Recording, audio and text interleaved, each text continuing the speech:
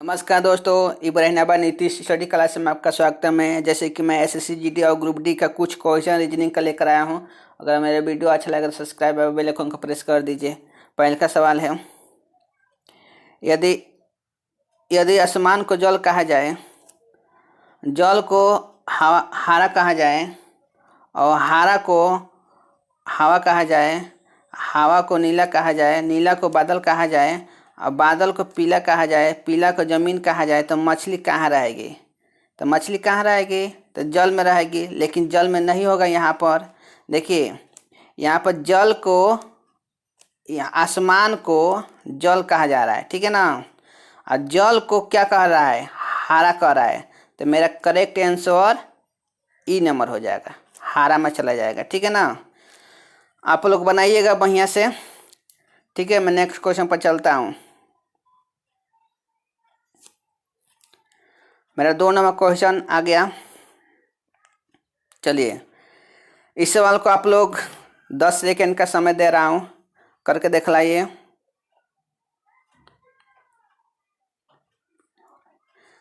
चलिए, हो गया 10 सेकेंड समाप्त हो गया। देखिए, मैं पढ़ रहा हूँ इस सवाल को।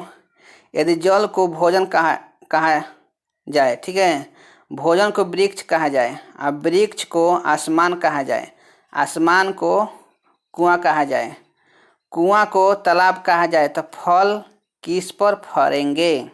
ठीक है, ठीक है। 1 मिनट। देखिए, फल तो वृक्ष पर फरता ही है। देखिए, भोजन को, जल को भोजन कहा जाए, भोजन को वृक्ष कहा जाए और वृक्ष को आसमान कहा जाए, ठीक है ना। तो वृक्ष के जगह पर क्या है? आसमान है, तो हमको आसमान पर टिक लगाएंगे। चलिए, नेक्स्ट क्वेश्चन पर चलता हूँ। नेक्स्ट क्वेश्चन 3 नंबर मेरा आ गया। चलिए, इस सवाल को आप जवाब दीजिए। चलिए, यदि जल को भोजन कहा जाए, भोजन को वृक्ष कहा जाए और वृक्ष को आसमान कहा जाए, आसमान को दीवार कहा जाए, तो जल फल कहाँ पर होंगे? ठीक है ना, फल कहाँ पर होंगे? देखिए, जल को भोजन कह रहा है और भोजन को वृक्ष कह रहा है, तो वृक्ष को आसमान कह रहा है, ठीक है ना। ध्यान दीजिए, वृक्ष को आसमान कह रहा है, ठीक है ना। तो मेरा करेक्ट आंसर ए हो जाएगा, आसमान में चला जाएगा, ठीक है। नेक्स्ट क्वेश्चन पर चलता हूँ।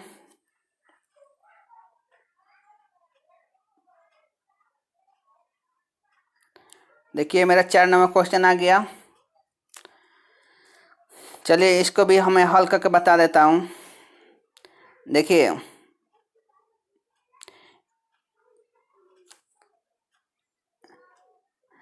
यदि हवा को जल कहा जाए, ठीक है ना, जल को हारा कहा जाए, हारा को धूल कहा जाए, धूल को पीला कहा जा रहा है,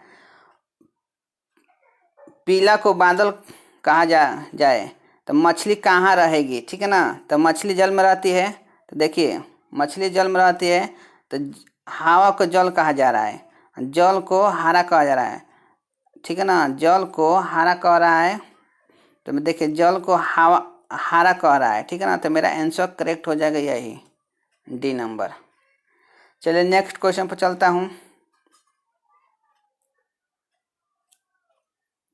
5 नंबर क्वेश्चन मेरा आने वाला है। 5 नंबर क्वेश्चन आ गया। इस सवाल को आप लोग दीजिए, सवाल को जवाब आप लोग, कौन सा आंसर आ रहा है, ठीक है। तो इसको हम 10 सेकंड का समय ले रहा हूँ। चलिए, मैं कर रहा हूँ, सवाल को पढ़ रहा हूँ। यदि हवा को जल कहा जाए, जल को आसमान कहा जाए, आसमान को नीला कहा जाए, नीला को वर्षा कहा जाए, वर्षा को धूल कहा जाए, धूल को हारा कहा जाए, तो मछली कहाँ रहेगी? देखिए, मछली जल में रहती है, तो हवा को जल कह रहा है, ठीक है ना। तो जल को यहाँ आसमान कह रहा है, ठीक है। देखिए, यहाँ पर जल को आसमान कह रहा है, तो मेरा करेक्ट आंसर डी नंबर हो जाएगा, आसमान। चलिए, नेक्स्ट क्वेश्चन पर चलता हूँ।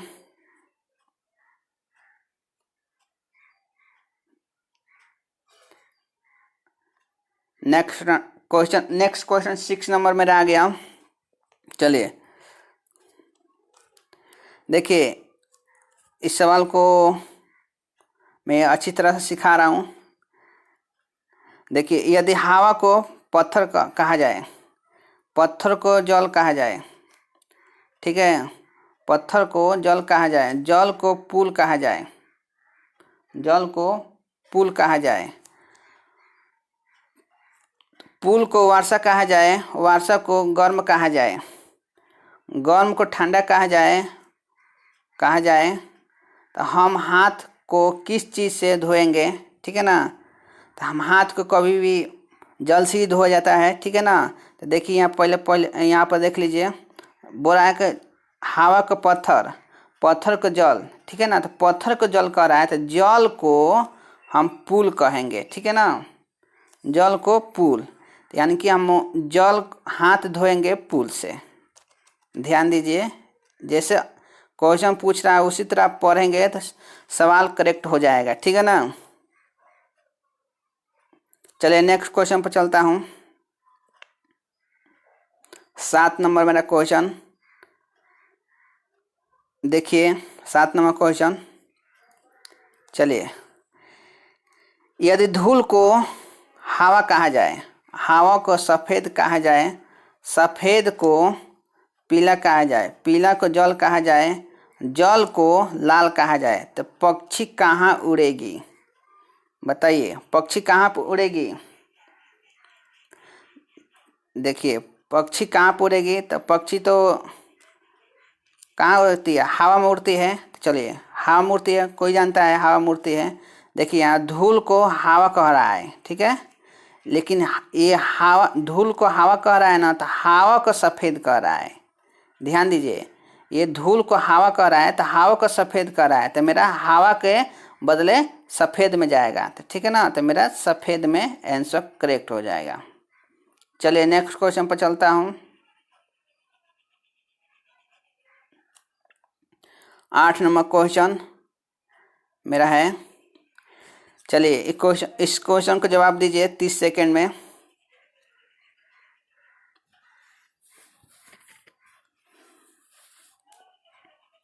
चलिए मैं बताता हूँ इसको।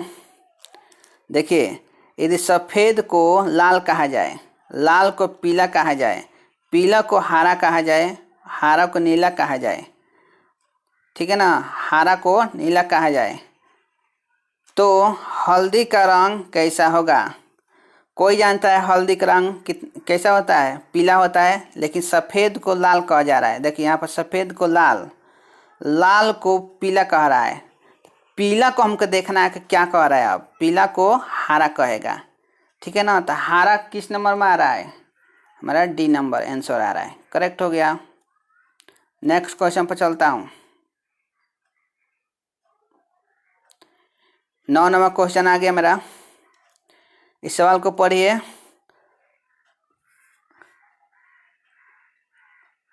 चलिए इस सवाल को मैं बता रहा हूँ। यदि लाल को हरा कहा जाए, हरा को पीला कहा जाए, पीला को नारंगी कहा जाए, नारंगी को गुलाब कहा जाए, गुलाब को नीला कहा जाए, ठीक है, नीला को सफ़ेद कहा जाए, तो सफ़ेद को काला कह रहा है, ठीक है ना। तो गुलाब के पौधे की पत्तियां की रंग कैसी होगी? तो कोई जानता है कि गुलाब के पत्तियां का रंग हरा होता है, हरा होता है, लेकिन हरा हम नहीं लिखेंगे। अब देखेंगे कि लाल को हरा कह रहा है, ठीक है ना, तो हरा को पीला कह रहा है, ठीक है। तो पीला कहीं दिख रहा है मेरा आंसर? पीला कहीं दिख रहा है? बताइए, यहाँ पर ए नंबर आंसर करेक्ट हो जाएगा। मेरा लास्ट क्वेश्चन रहेगा यही 10 नंबर, ठीक है। देखिए लास्ट क्वेश्चन मेरा 10 नंबर रहेगा ये।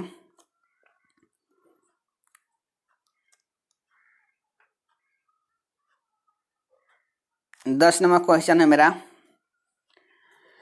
चलिए इस सवाल को मैं पढ़ रहा हूँ। देखिए, यदि नारंगी को मक्खन कहा जाए, मक्खन को साबुन कहा जाए, साबुन को स्याही कहा जाए, स्याही को मधु कहा जाए, ठीक है, मधु को नारंगी कहा जाए, तो कहा जाए तो कपड़े धोने के लिए क्या चीज़ की ज़रूरत पड़ेगी? ठीक है ना, बताइए। चलिए देखते हैं। कपड़ा क्या चीज़ से धोते हैं? कोई जानता है? साबुन से धोते हैं, ठीक है ना। देखिए, नारंगी को मक्खन कह रहा है, ठीक है, और मक्खन को साबुन कह रहा है। तो साबुन को देखना है क्या चीज़ कह रहा है। देखिए, मक्खन को साबुन कह रहा है तो ये में तो आंसर नहीं हो पाएगा, लेकिन यहाँ पर देखिए साबुन को स्याही कह रहा है। साबुन को क्या कह रहा है? स्याही। तो मेरा स्याही डी नंबर क्वेश्चन आ गया करेक्ट। यही मेरा डी नंबर आंसर आ गया। उम्मीद करता हूँ कि आप लोग का ये क्वेश्चन बहुत आसानी तरीक़ा से समझ लिए होंगे। थैंक यू, धन्यवाद।